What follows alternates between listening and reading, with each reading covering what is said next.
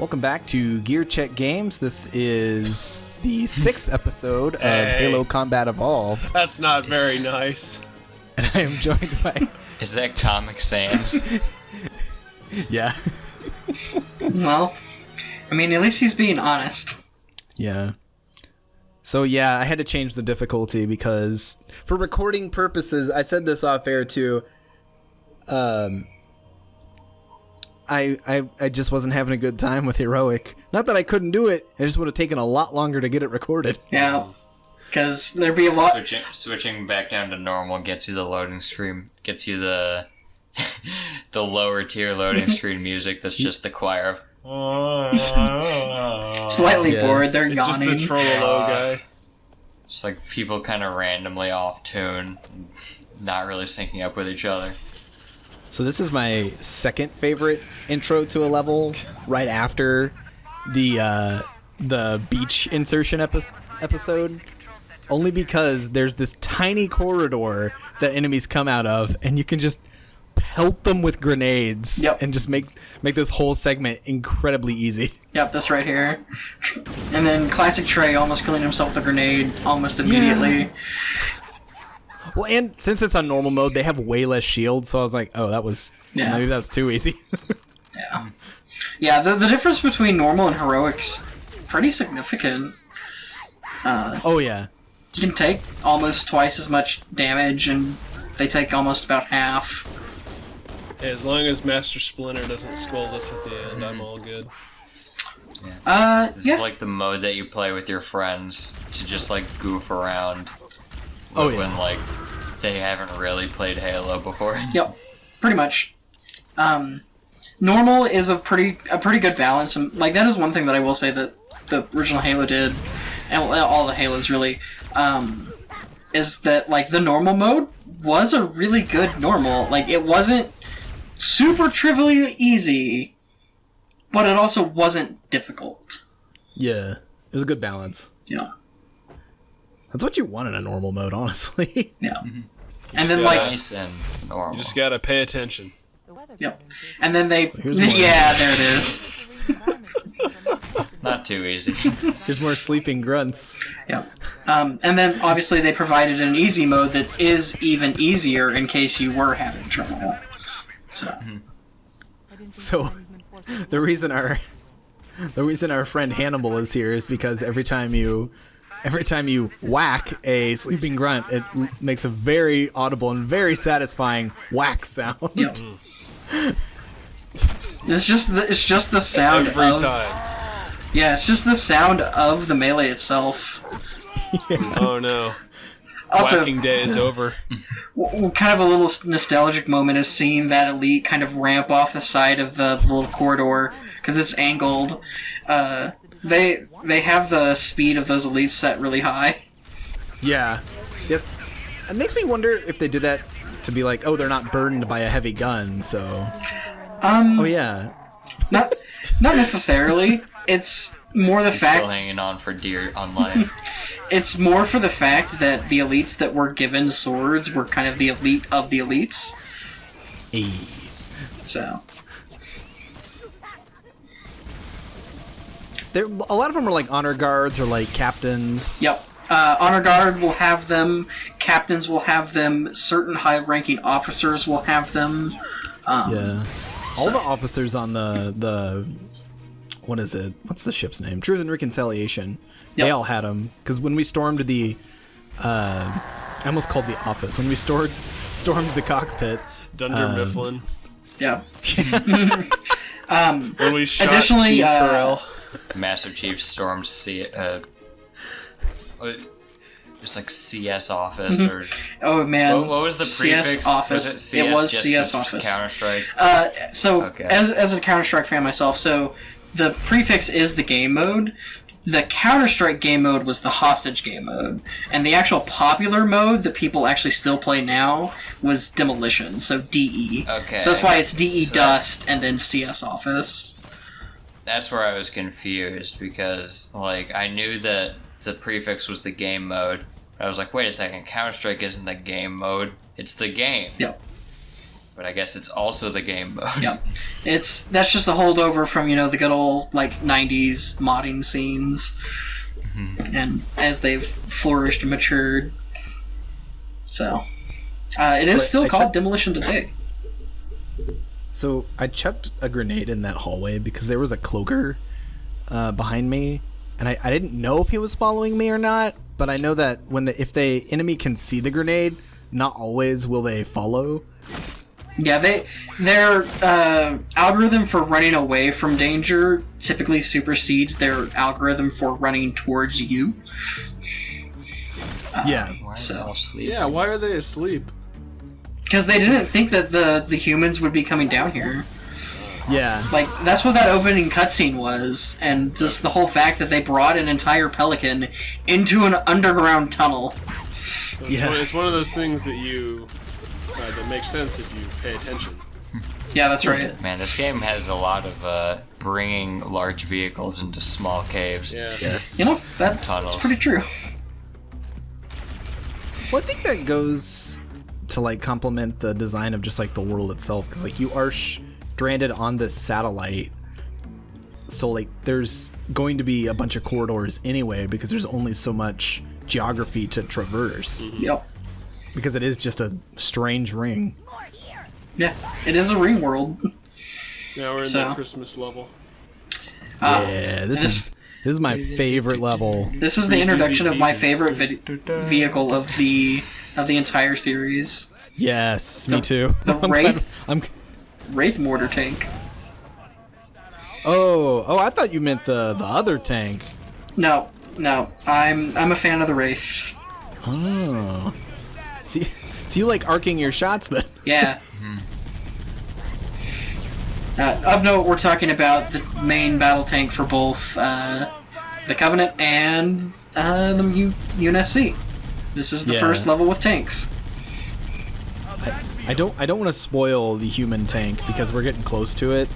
Because we're about to have a lot of fun in this level. Oh yeah, this is a great level. Plus, also again, physics.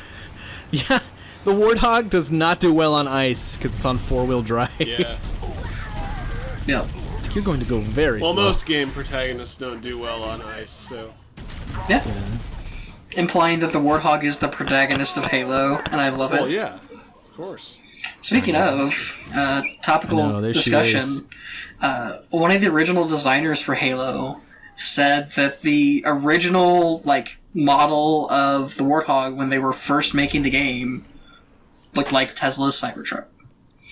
I was gonna say, I was this excited. I Trade. was like, I need this tank.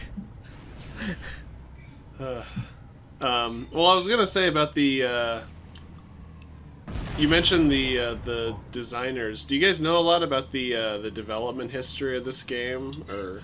Yes. So back in this era, Bungie, the company that made it, were very avid fans of doing vlogs, so video blogs about the development. They didn't necessarily do a lot for Halo 1, but they did a lot for Halo 2 and did a lot talking about the development of Halo 1 retroactively. Yeah. So this is the Scorpion main battle tank, and it is one of the iconic vehicles of this game. This is probably my favorite rendition of it, too. I love the four guys just kind of casually sitting on the side of it. Yeah. Yeah. On the sides. I have the best one. I have Sergeant Johnson on the side, and he's got a sniper rifle. Very nice. Yeah. He's very good with that. Oh, yeah. Because this was back whenever, you couldn't really necessarily make AI that were inaccurate, because it's, artificial inaccuracy. So they just... Yeah. Some of the AI just have, basically, aimbutts. Yeah. That's why you always want a sniper rifle guy on your vehicle if you pick up a vehicle and some troops. Yep. Alternatively, if you want to this live... Crosshair, I expect the shots to be a lot heavier. Arc. Yeah, they will actually arc in later games. They introduced a little bit of a shelf velocity arc for the later ones. I think it was started in Halo Reach, I want to say.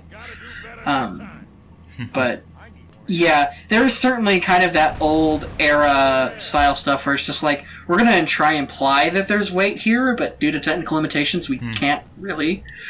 Yeah. So to display the power of the Scorpion tank, they had 2 hunters there, and you can just blow them up with 1 shot apiece. Yep. Now, this area looks kind of similar to a place you were in one of the earlier episodes. Is there any backtracking in this game? No. Or okay, well, there kind of is. There are a couple levels that are reverses of previous levels, but that's more because it makes sense than it doesn't. Didn't those guys like hear the tank coming in?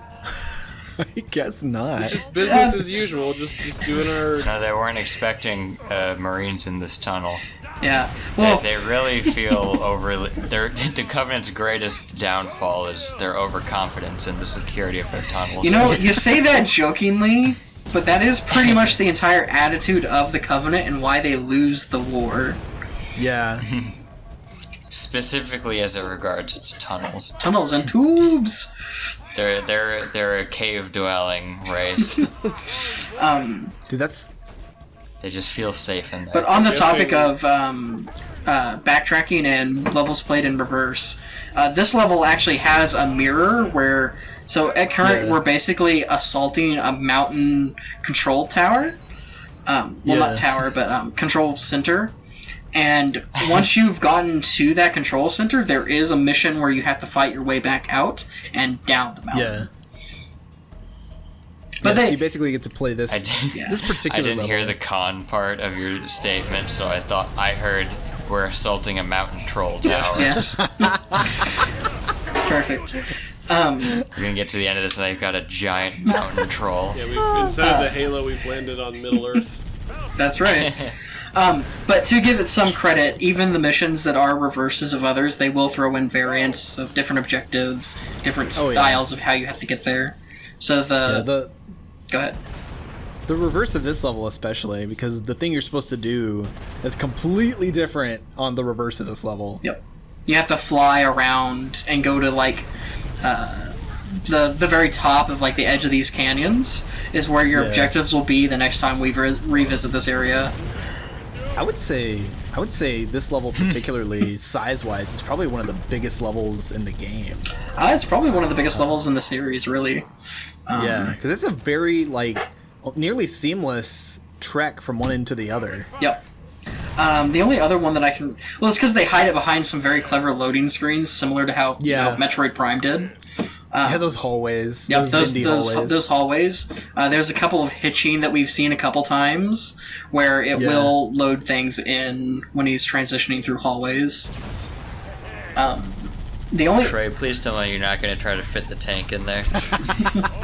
Turns up sideways. You actually can. I didn't want to get flanked, so I just destroyed those guys. So one thing... Did you say you can? You can get it stuck in there. You can get it wedged up in there. You can get it stuck in there, but you can't get it through. Yeah. Whenever it takes those good, characteristic 90-degree turns, you can't really... That's great.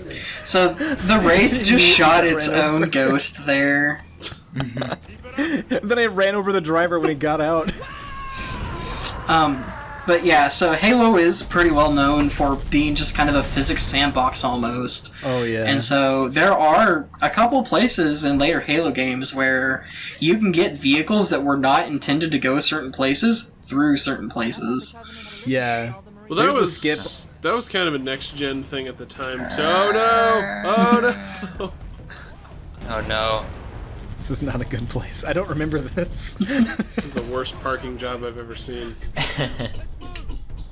Luckily, I remember that I don't need the tank where I'm going. Yep, this is one part where they try and force you out of vehicles. Yeah. Fit cars into small holes and tunnels, but in the end, you've been defeated by a rock. Yep. Out in the open. We should have had that be the subtitle instead of Combat Evolved. So of note, Trey just used an invisibility cloak to get past someone with an invisibility cloak. Yeah. The elites are too dumb to notice I'm using their technology. Well, yeah, so Master Chief has a, vision-enhancing visor. The Covenant do not. Oh yeah, I forget that his visor is like where like a third of the budget for the Spartans it went to. Yep, it is pretty significant, especially since he has Cortana. She increases the usefulness of it by a lot, for sure. Yeah. So is the visor supposed to be the justification for why you can still see the enemies when they're not in, when they're supposed to be invisible, but you can still see kind of like the vague outline of them? Yep. Yeah. Because Chief's visor, can pick up on lower light frequencies than we typically would see visually, so they don't get filtered out as well through the Covenant's camouflage. Okay. Yeah, that's nice that they came up with an explanation for that, at least. Yep. Yeah, can't you see in like multiple wavelengths that like normal humans, there's just a few that he can see more than we can? Yep. It typically comes with infrared and high frequency visions, but it's also more like with how, say, night vision goggles work currently, where it's just like they don't add any extra light or see any additional frequencies of light. They just see such minute levels of light that they pick up on these things better. Yeah. So it's kind of like that. Oh boy. Oh yeah. In Heroic and Legendary, that Jackal will pop up on that. Yep. He'll hop up here and start shooting you. Yeah, and they're incredibly accurate. Yeah. So I was a little paranoid. I'm like, where is he? Why isn't he popping up? Mm-hmm. Oh boy, you're getting more biscuits. I don't know, man. Oh, I know what happened. I had to skip because there were a couple like incredibly similar rooms that you have to go through in this part of the game, so I just skipped a couple of them. Oh, okay. Yeah. Because it was like, this is the same shit. Yep. Because you have to go across these two bridges. You have to go across one, go through a big round room, then go through the other bridge. We'll actually be revisiting these two bridges again on the level we mentioned, except for they actually have a lot more interesting of a dynamic with the new enemy type that is actually going to be introduced somewhat soon in the next couple levels. Mm-hmm. So I'm not ready for that level. Yeah. So that little design there with those bridges, while it might seem repetitive now, and then it will seem repetitive to come back to it later, the new enemy type makes it far more interesting to fight across the second time. Yeah. Yeah, I feel like the whole difficulty of the later half of the game is I'll just say their name is the entrance of the Flood enemy type. Just because you just have to fight them a completely different way than you do the Covenant. Yep. So it changes how you play. And then especially the area I mentioned, and I'll call back to it later, whenever you cross the first bridge, you're fighting the Covenant. And the second time you cross the bridge, you're fighting the Covenant and the Flood, who are jumping across from the other bridge. Yeah. So it is a much more dynamic fight the second time you come to that area. So another little stealth section. Some good old wax. Why do you only put it in sometimes? Because I got tired of doing it. But you're doing it like randomly. So like I front loaded them, and then I was like, all right, I'll put a couple more in. But I was like, I have to get this done. Just put it in every once in a while. The kids will love it. I was really hoping you were going to use that rocket on that single grunt. No, I've hopefully learned my lesson on grenade rocket launcher effectiveness. You shouldn't have crossed the Chief. Mm-hmm. So here, these green explosions, he's actually being shot by Banshees that he's just not looking at. Yeah, I'm trying to just get past them. If I don't look up, that didn't work. Trey forgot that he can't rocket jump in this game. Oh, he's going ultra fast now. I should be able to avoid them better now. Fallout! I think I missed a checkpoint. No, you do have the checkpoint right here in the front of this. I just can't learn. Flap your wings, Master Chief. Normal mode, by the way. Yeah, that's the thing, is the Banshees aren't exactly balanced sometimes. To be fair, you are supposed to use the rocket and shoot them. The Banshees will fly directly at you, Trey just wasn't. Yeah, they don't care what difficulty you're on. I was born dumb and stubborn. No. Explosives will still kill you. In fact, explosives are a little bit more effective on normal than they are in later ones because it's just the only things that really will kill him. Yeah. Oh yeah, those glasses, those glass panels can be broke. They block nothing. Like, you can just shoot straight through them and they break. Yep. So like, you think that you're safe behind those glass panels, but no, enemies shoot straight through them. Not exactly the best defense system for your base. God, they are copying and pasting these rooms. Yeah. I mean, to be fair, it is a Forerunner mass-produced ring, so like, you're gonna have similarly designed rooms because if you think about real life, think about how many of the same exact hallway, say a college dorm has. Well, yeah. So like, that is just kind of inherent. There's a reason why they don't set video games inside college dorms. Yeah. I'm just saying, the Forerunners made a big, massive ring. They were going to have some similarly designed rooms. Is this something that's recurrent throughout the series, is like reusing like rooms verbatim? No, it gets better in the second game. Oh, there you are. Yeah, I was gonna say, he doesn't seem too invested just got destroyed. Yeah. It is pretty nifty there that to show the difference between the size of the grunts and, say, the hunters, who are massive. And of note, hence the name of the grunts, they aren't exactly treated well in Covenant society. No. So, a hunter killing a grunt to try and kill Master Chief, completely excusable. I was gonna say, this is why you're conserving ammo for the rocket launcher. Nice try, Trey. I tried. I was trying to get the skip. Are the Covenant all the same species? No. Or are they just like an organization? No. They are an organization. Alright, I'm going for it. I'm going for the skip. Can he do it? No. Nope.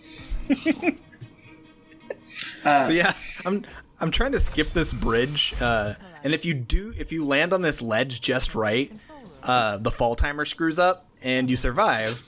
But I'm not hitting it correctly. Yeah, it is pretty. Maybe this time. It is pretty accurate. And for the record, the thing that I said nice try for was you tried to stick the Banshee with the grenade, but you threw a frag grenade which just bounced off of it. Oh, there it goes. There's another one behind another rock. Yeah, there's technically 2 skips on this bridge. You can either grab the Banshee or jump off. And I'm bad at both, as you can see. Hey, there he got it. Oh, he did it. Yeah. It's like you have to bounce off that rock sometimes. Like, you just gotta play around with it. Yeah. Just walk around, Chief, he'll be fine. He has to avoid getting killed by the Wraith now, because he's at very low HP. Yeah. The thing reminds me of the Trade Federation tanks from Episode 1. Yep. Yeah, it does. That Jar Jar hilariously hangs onto. Star Wars 1, Politics Evolved. That's right. Beautiful. So yeah, as we go up this structure, you can kind of see like the size of this structure. Like, this was supposed to like house and maintain like dozens of the Forerunners, but it's been long since abandoned. That's right. And so as you can see, there's some maintenance where sections of paneling has fallen down. Yeah, these rings are like millennia old, aren't they? Like 10, 20,000 years old. Easy. All of the Forerunner stuff was. Yeah. Because they mysteriously disappeared. That's right. And we're gonna find out why. Yeah. Not soon, but soon. Yeah, in like, I don't know, 5 minutes? Maybe? No, Chief doesn't figure out what Trey, these things do until later. There's only 4 minutes left in this video. That's right. Oh, well, I guess Cortana gives him... We'll see it here in a minute, but she gives him a hint. She gives the player a hint. Yeah. Yeah, because Cortana will make a couple of remarks here about, what it is. And granted, humanity's still trying to figure out even kind of how to translate the Forerunner language and kind of what Forerunner stuff means. This is the first major Forerunner artifact that they've personally, discovered. Yeah. So this is kind of... They had known some Forerunner stuff beforehand, but certainly there's still a lot for them to learn. Oh, yeah. So... Yeah, the Covenant were always a step ahead of humanity, unlike translating and adopting their technology. Yep. So this giant-ass hallway, there's like two like full squads of grunts and elites in there. So if you're playing it on anything other than normal mode, it's just... This hallway can just be a slog. Yeah, this section can be real rough. There's a lot of enemies shooting you at once, not a lot of places to hide. Yeah, like the only thing behind you is like a little tower you can go up and get some extra ammo. Granted, you're also supposed to have a Banshee at this point. Yeah, I was supposed to grab that Banshee off that guy, and the Banshees have like a fuel rod cannon in them. So it's basically like a unlimited ammo rocket launcher. Yep. Man, yeah, Banshees are the tools of cowards and criminals. That's right. But I figured I would just... Oh, man. You're going to take him down with honor. Oh, man, you're getting some classic Halo as you could tell by the footage. So, of note, the Halo multiplayer is pretty well known for joking of... You couldn't talk to your enemies in multiplayer online. So, a common disrespectful move was repeatedly crouching over a fallen enemy's body. Of course. Alrighty, so this is justice. This is the control room. When there's no other way to taunt in a game, teabagging is the default. Yep. As I'm sure the Smash team learned. Oh god, yeah. Yep. So this is a control room for the entirety of the Halo ring. Unfortunately, Mega Man can't do that because he doesn't have a duck action. Aww. Wait, he can duck in Smash. Yeah, but not in his actual games. Oh, he can't aim up either. That's so weird. Although I can't think of any situations in those games where disrespecting your opponent would be...